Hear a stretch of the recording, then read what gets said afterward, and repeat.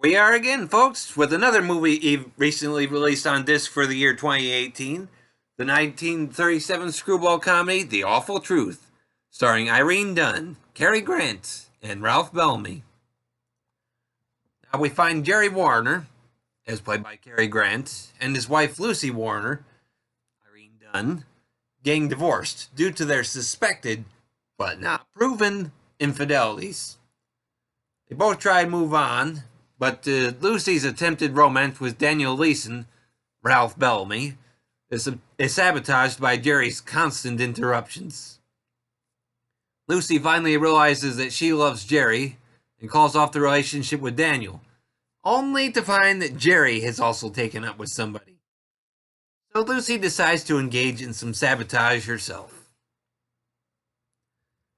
Now, I've heard this being described as one of the best, if not the best, screwball comedies. While I personally wouldn't go quite that far, I can't deny that this movie does belong up there. I very much consider Cary Grant to be the king of screwball comedies. For me, the very mention of any of his movies being considered a screwball comedy is enough to convince me to try the movie. While for me, this is one of his weaker screwball comedies, I still have nothing but high praise for this movie, and that just shows how much I enjoy the other screwball movies that he did too. I do believe that there are many things that this movie does right. I enjoy seeing Ralph Bellamy in what was apparently an Oscar-nominated role as Daniel Leeson, and I see it as being the forerunner of the type of character he would play again in other screwball comedies like the Aaron Rodgers movie Carefree, and another Cary Grant movie, His Girl Friday. And I feel that the build-up between Cary Grant's Jerry and actor Alexander Darcy is Armand Duval, the man whom Jerry suspects Lucy of having an affair with. Not really true. But that all results in a fight that we can only hear when Jerry has to hide in Lucy's bedroom from Daniel.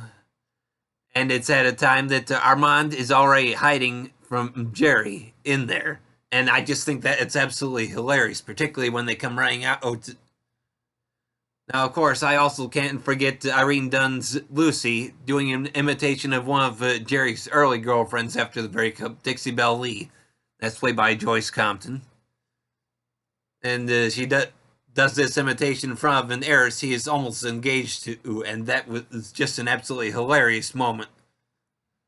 And it just, to think that so much of what was done in the movie was spontaneous, more or less, due to director Leo McCarey's style of doing things, to me, that's just awe-inspiring.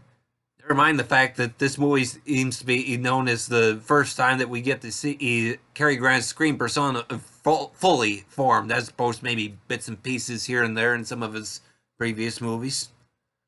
So I do recommend this movie if you get the chance to see it.